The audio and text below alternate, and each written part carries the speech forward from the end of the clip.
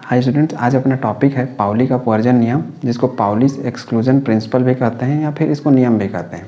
ठीक है, इसको वोल्फगैंग पाउली नाम के साइंटिस्ट ने दिया था। पाउली मतलब एक साइंटिस्ट का नाम है। जैसे इसके पहले हमने आप बाव को पढ़ा था, वो आप बाव साइंटिस्ट का नाम नहीं था, वो एक शब्द था, वर्ड था। तो इसको वोल्फगैंग पाउली नाम के साइंटिस्ट ने दिया था। इसका कहना था कि किसी भी परमाणु में कोई भी एक परमाणु लें और उसका कोई भी 2 इलेक्ट्रॉन उठा लें, तो और दोनों इलेक्ट्रॉनों को यदि हम क्वांटम नंबर निकालें, मतलब जो 4 क्वांटम संख्या थे वो निकालें, तो चारों क्वांटम संख्या का मान कभी भी समान नहीं होगा। अब इसको दूसरे तरीके से ये बोल सकते हैं कि एक जो हमारा ऑर्बिटल होता है, जिसको कक्षक भी कहते हैं, उस ऑर्बिटल में सिर्फ 2 ही इलेक्ट्रॉन रह सकते हैं, जो कि हम पहले भी पढ़ चुके हैं। लेकिन दोनों इलेक्ट्रॉन रहेंगे तो उसके जो स्पिन है, अर्थात जो उनके एरो हैं, एक दूसरे के उल्टे होंगे।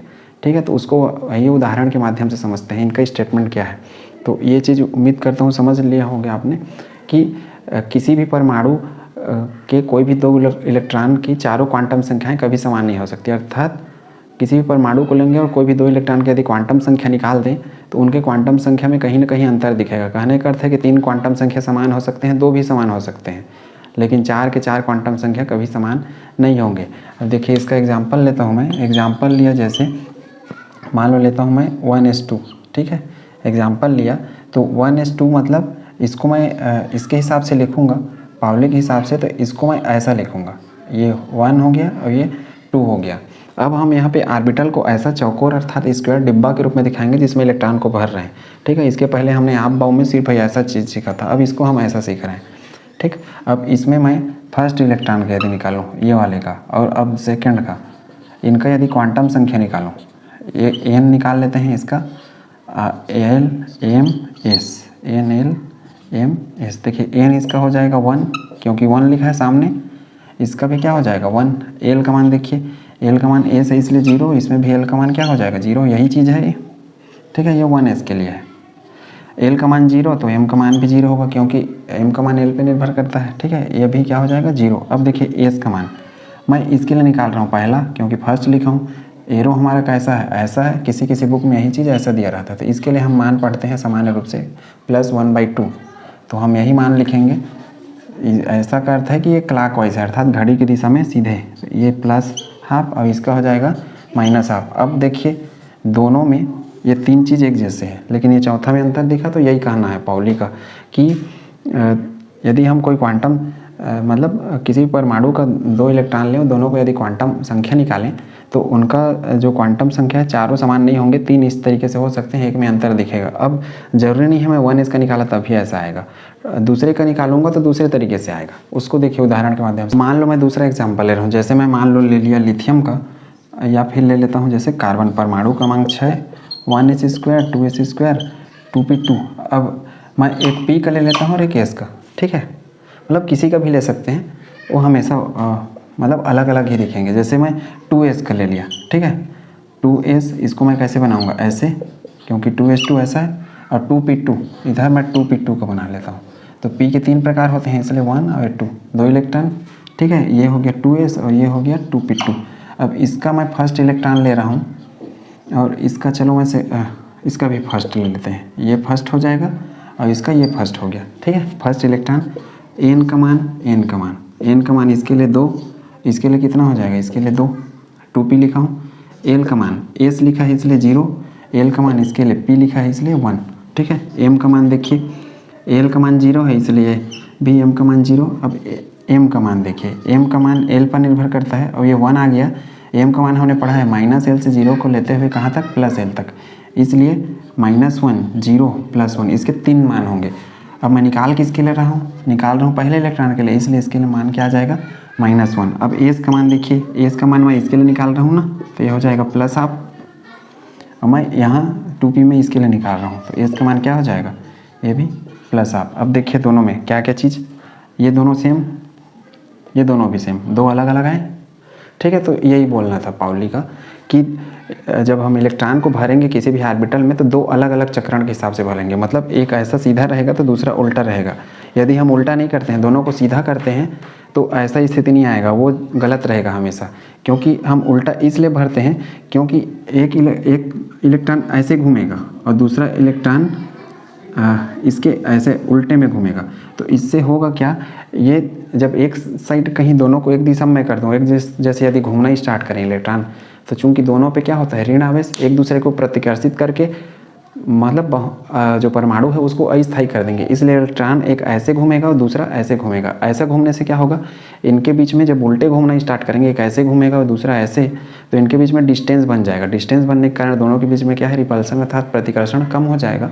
और प्रतिकर्षण कम होगा जिससे इनकी ऊर्जा भी कम होगी, जिससे परमाणु स्टेबल रहेगा। और ऐसे जब उल्टे घूमेंगे तो इनके मिलने के चांसेस सिर्फ एक बार रहेंगे एक टाइम में, और लेकिन जब एक साथ घुमा देंगे तो हमेशा एक साथ जुड़े रहेंगे और प्रतिकर्षण बहुत दिखाएंगे और ऊर्जा भी बढ़ जाएगा, जिससे स्टेबिलिटी अर्थात परमाणु का स्थायित्व क्या हो जाएगा, कम हो जाएगा।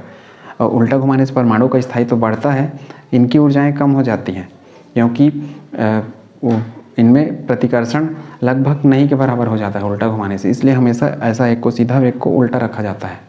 ठीक है, अब दूसरा सीखते हैं। मान लो कि 2 की जगह मैं यदि 3 कर दूं या दोनों एरो एक जैसे कर दूं तो क्या होने वाला है। अब देखते हैं कि इसका स्टेटमेंट दूसरे तरीके से कहने का अर्थ है कि एक जो ये ऑर्बिटल होता है हमारा, इसमें अधिकतम 2 इलेक्ट्रॉन आएंगे, और दोनों इलेक्ट्रॉन आएंगे वो एक ऐसा सीधा रहेगा और एक उल्टा रहेगा। मतलब एक क्लॉकवाइज में घूमेगा घड़ी की दिशा में और एक घड़ी के उल्टे दिशा में, ताकि एक दूसरे में इनके से प्रतिकर्षण कम रहे, जिससे परमाणु स्थायी रहे। अब मान लो मैं दोनों को सीधा कर देता हूँ, तब क्या होगा देखो, या ये देखो मैं एक को सीधा किया, दूसरा को उल्टा और एक और इलेक्ट्रॉन भर दिया। ऐसे करने पे क्या होगा, देखो ये फर्स्ट इलेक्ट्रॉन या सेकेंड इलेक्ट्रॉन या थर्ड इलेक्ट्रॉन, फर्स्ट के लिए निकाल रहा हूँ, ये सेकेंड के लिए और ये थर्ड के लिए। ठीक है, एन का मान बताइए, ये मैं मान लो 2s ले लेता हूँ। ठीक है, तो एन माना कि 2s है और एन का मान क्या हो जाएगा 2, इसके लिए एन का मान क्या हो जाएगा 2, इनके इसके लिए एन का मान 2 हो जाएगा। एल का मान ए से इसलिए 0, एल का मान ए से इसलिए 0, एल का मान ए से इसलिए 0, एम का मान भी क्या हो जाएगा 0, एम का मान भी क्या हो जाएगा 0, एम का मान भी हो जाएगा 0। अब देखिए एस मैं इस इलेक्ट्रॉन के लिए निकाला इसलिए +12, दूसरे के लिए निकाला इसलिए इसमें एस का मान -12, तीसरे के निकाला इसलिए एस का मान +12। अब देखिए इसमें दो सारे क्वांटम नंबर ये वाले में और ये वाले में मैच कर गए, तो ऐसा हमको नहीं करना है, अर्थात ये रॉन्ग पैटर्न है, गलत तरीका है। पाउली बोलते थे ऐसा नहीं रहेगा, ये हमेशा सिर्फ ऐसे ही रहेंगे। मतलब 2 को रख देंगे तो इसका जो स्थायित्व है वो गड़बड़ हो जाएगा, मतलब ऊर्जा बढ़ जाएगा, इलेक्ट्रॉनों के बीच प्रतिकर्षण बढ़ जाएंगे, प्रतिकर्षण बढ़ने के कारण ऊर्जा बढ़ेगा और परमाणु अस्थायी हो जाएगा। तो ऐसा पैटर्न नहीं होगा, हमको हमेशा ऐसा करना है। तो वैसे ही यदि हम दोनों को सीधा कर दें तो दोनों इक्वल आएंगे, दोनों को उल्टा कर दें दोनों इक्वल आएंगे। तो उम्मीद करता हूँ ये चीज़ आपने समझ लिया होगा कि पाउली का अपवर्जन नियम क्या है और पाउली क्या बोलते थे। अब अपना टॉपिक है हुंड का अधिकतम बहुलता का नियम, जिसको बोलते हैं हुंड्स मैक्सिमम मल्टीप्लिसिटी रूल। ठीक है, अभी तक हमने 3 नियम पढ़े हैं ऑर्बिटलों को में इलेक्ट्रॉन भरने के तरीके से। पहला हमने पढ़ा अफबाउ, उसके बाद पढ़ा n+l नियम, उसके बाद पढ़ा हमने पाउली का नियम। लेकिन तीनों नियम में हमने देखा कि वो इलेक्ट्रॉनों को भरने का क्रम बताते थे, लेकिन ये वो तीनों नियम में नहीं बताया गया कि यदि जो हमारे ऑर्बिटल हैं अर्थात कक्षक हैं उनकी यदि ऊर्जा समान हो जाए तो उसमें इलेक्ट्रॉन को कैसे भरा जाए। वो इलेक्ट्रॉनों को भरने के लिए ज़रूर कम बताते थे, कम ऊर्जा से अधिक ऊर्जा की ओर जाएगा, एक ऑर्बिटल में सिर्फ 2 इलेक्ट्रॉन हो सकते हैं, मतलब कम ऊर्जा या अधिक ऊर्जा को। लेकिन ये नहीं बताया गया उनके द्वारा कि यदि हमको ऑर्बिटल मतलब 2 ऑर्बिटल यदि मिल जाए और दोनों की ऊर्जाएं समान हो तब वो इलेक्ट्रॉन को कैसे भरेंगे। तो उस तरीके को बताया है हुंड ने अपने नियम में। हुंड का कहना है कि यदि समान ऊर्जा के कक्षक रहेंगे, समान ऊर्जा के कक्षक का अर्थ है कि जैसे 2p हो गया, तो 2p हमारा एक सबसेल है लेकिन उसके 3 कक्षक हैं, px, py, pz, तो ये तीनों की समान ऊर्जा 2p वाले, ऐसा इसका अर्थ है। इसी को अंग्रेजी में बोलते हैं डीजनरेट ऑर्बिटल। ठीक है, जिनकी ऊर्जाएं समान हो उन कक्षक को बोलते हैं डीजनरेट ऑर्बिटल। यदि ऑर्बिटल डीजनरेट हो और उसमें इलेक्ट्रॉन हमको भरना रहे तो ये नियम, हुंड का नियम ये कहता है कि इलेक्ट्रॉन सबसे पहले सिंगल भरेंगे, उसके बाद फिर यदि जगह उपलब्ध रहता है तो उनका जोड़ा बन जाएगा। कहने का अर्थ है कि यदि मैं मान लूँ, जैसे मैं उदाहरण लिखता हूँ, नियान का परमाणु क्रमांक 10, 1s², 2s², 2p6। अब देखिए ये तो 1s 2s ये सिंगल एक ऑर्बिटल है, इनके कोई प्रकार नहीं है, मतलब इनकी ऊर्जाएं अलग अलग हैं। अब हमको दिक्कत इसमें होगा, इसके बारे में किसी ने नहीं बताया। इसमें 3 प्रकार के ऑर्बिटल हैं, तीनों की ऊर्जाएं समान है, जिसको हम बोल रहे हैं डीजनरेट ऑर्बिटल। ये 2p, अब देखिए 6, 1 2 3, मतलब ऐसा सिंगल भरे जाएंगे, ऐसा कहना था। अब अगला आएगा वो ऐसा 4 5 6, मतलब कोई भी इलेक्ट्रॉन जो भरे जाएंगे वो पहले सिंगल भरेंगे, उसके बाद फिर उनका पेयरिंग होगा डबलिंग होगा, अर्थात डबलेट होंगे वो। तो यही इसका नियम है। मान लो यहाँ पे मैं लिखा रहता फ्लोरीन परमाणु क्रमांक 9, ठीक है, तो 2p6 की जगह यहाँ क्या हो जाता, 1s² 2s², 2p5 हो जाता। तो 2p5 में ये ऐसा मतलब ये 1 2 3 4 और ये 5, मतलब ये यहाँ पे नहीं जाएगा, मतलब सिंगल पहले भरेंगे उसके बाद ऐसा पेयरिंग होते जाएगा। अब फ्लोरीन के नीचे होता है ऑक्सीजन परमाणु क्रमांक 8। अब इसी 2p वाले स्थिति को देखता हूँ, ऑक्सीजन में हम लिखेंगे 2p4, ठीक है, तो ये 1 2 3 ये 4, इसी को सिंगल सिंगल बोल रहे हैं। उसके बाद जोड़ा बनेगा, मतलब ये यहाँ इसका मतलब इसको हम ऐसा नहीं कर सकते इस तरीके से कि ये 2 इसमें भर दूँ 2 इसमें भर दूँ, ये रॉन्ग पैटर्न होगा। या फिर ऐसा भी नहीं कर सकते कि हम एक को छोड़ दें, मतलब ऐसा 2 को भर दें एक, या फिर ऐसा 1 को भरूं यहाँ कर दूं, ये भी रॉन्ग पैटर्न है। मतलब सिंगल सिंगल पहले भरेंगे उसके बाद यहीं से डबल होगा, बीच में या इधर पीछे से डबल नहीं होगा, ठीक है। तो इलेक्ट्रॉन को या तो हम ऐसा सिंगल भर सकते हैं, 2 तरीके हो सकते हैं हमारे इलेक्ट्रॉन को भरने के, या तो हम ऐसे सबको सीधे भरना स्टार्ट करें शुरुआत में, या फिर हम इसको सबको ऐसे उल्टे भरें, फिर इनका जब पेयर बनाए तब उसको हम सीधे भरें, ठीक है। अब ऐसा क्यों मैं बोल रहा हूँ उसका कारण बताता हूँ नेक्स्ट, क्योंकि इसमें एक शब्द लिखा है अधिकतम बहुलता, वो चीज़ क्या है उसको देखिए। अधिकतम बहुलता शब्द था मतलब मैक्सिमम मल्टीप्लिसिटी, उसका अर्थ इस उदाहरण के द्वारा हम समझ सकते हैं कि हुंड वास्तव में बोलते क्या थे। हुंड का नियम तो मतलब देखने में बहुत सरल है कि सामान्य इलेक्ट्रॉन सिंगल सिंगल करके भरेंगे, उसके बाद जब भर जाएंगे एक समान ऊर्जा वाले ऑर्बिटल्स में, तो उसके बाद इलेक्ट्रॉनों का पेयरिंग होगा। वो एक सामान्य नियम था, लेकिन इनका लॉजिक क्या था कि इलेक्ट्रॉन जब सिंगल सिंगल इस तरीके से भरेंगे, मतलब ये खड़ी एरो वाले जिसको हम क्लॉकवाइज बोलते हैं, जिसका मान हमने स्पिन वाला जो मान था वो क्या पढ़ा था, +½ पढ़ा था, अर्थात धन 1/2। इस तरीके से रह सकते हैं या फिर उसको हम इस तरीके से भी रह सकते हैं। अब इसका लॉजिक ये था कि यदि हम टोटल स्पिन काउंट करें इन दोनों में, तो इसके लिए सबसे पहले काउंट कर रहा हूँ टोटल स्पिन मतलब कुल चक्रण। तो कुल चक्रण निर्भर करता है इनके एरो वाले निशान से। देखिए इसके लिए मैं लिखूँगा एस का मान +½ ये भी खड़ी है इसलिए क्या लिखूँगा +½ और ये भी खड़ी है इसलिए +½ मतलब टोटल लिख दिया। तो टोटल ये हो जाएगा इसका मान +3/2। अब मैं यदि इसके लिए लिखूँ तो इसके लिए कुल चक्रण हो जाएगा -½ ये भी हो जाएगा -½ ये भी हो जाएगा -½ तो इसका मान हो जाएगा -3/2। अब यदि मैं यही जो कुल चक्रण है अर्थात कुल स्पिन इसके इस वाले के लिए काउंट करूँ, सेम इसी चीज़ को मैं यहाँ भी लिखा हूँ। मतलब ये दोनों फॉर्म क्यों नहीं हो सकते, यही चीज़ ये वाला या फिर ये वाला, यही दोनों हुंड के नियम के हिसाब से क्यों सही हैं और इस तरीके से हमारा लिखना क्यों गलत है, उसका कारण मैं समझाने का प्रयास कर रहा हूँ। कि हम यदि स्पिन काउंट करें यहाँ पे चक्रण, तो चक्रण मतलब होता है इनका जो कुल स्पिन क्वांटम संख्या रहता है उनको जोड़ना रहता है। चूँकि खड़ी है क्लॉकवाइज में इसलिए +½ करके लिखा और ये उल्टे हैं इसलिए -½ करके। तो जो हुंड का नियम है वो हुंड वास्तव में ये बोलते थे हम इलेक्ट्रॉन को सिंगल ऐसे भर सकते हैं मतलब क्लॉकवाइज की दिशा में, या फिर सिंगल ऐसे भी भर सकते हैं एंटी क्लॉकवाइज में। उसका कोई नियम नहीं है रूल, मतलब सिंगल सिंगल जरूर भरेंगे, या तो एंटी क्लॉकवाइज पूरा भर लो सबको, उसके बाद फिर इनका जब जोड़ा कराएं तो उसको सीधा क्लॉकवाइज में कर दें। क्लॉकवाइज में मतलब इनका जब पेरी कराएंगे तो इसके साथ ऐसे क्लॉकवाइज वाले आना स्टार्ट होंगे। जैसे ये जनरली जो चलन है वो हम ये वाले का स्टार्ट करते हैं कि सिंगल सिंगल क्लॉकवाइज में भरते हैं, उसके बाद उल्टे में एंटी क्लॉकवाइज मतलब उल्टे साइड के लिए।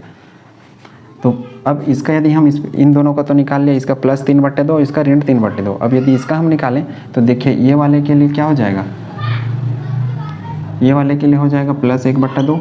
अब ये उल्टा है उसके लिए क्या हो जाएगा -1/2। अब ये वाले के लिए +1/2। ठीक है, इस तरीके से देखिए +1/2 +1/2 मतलब 1 हो जाएगा और ऋण का निशान है इसलिए टोटल यहाँ मान के इतना आ जाएगा -1/2 आ जाएगा कि इसका स्पिन का मान चक्रण का मान। और यहाँ पे कितना आया है 3/2 और यहाँ भी 3/2। यहाँ भी काउंट करें यदि तो ये क्या हो जाएगा +1/2 और उसके बाद ये अगला -1/2 और ये वाला हो जाएगा +1/2। यदि हम सबको करें तो ये हो जाएगा -1/2 क्या इसका कुल चक्रण में इनके जो मान है स्पिन क्वांटम नंबर उन्हीं को हम जोड़ रहे हैं।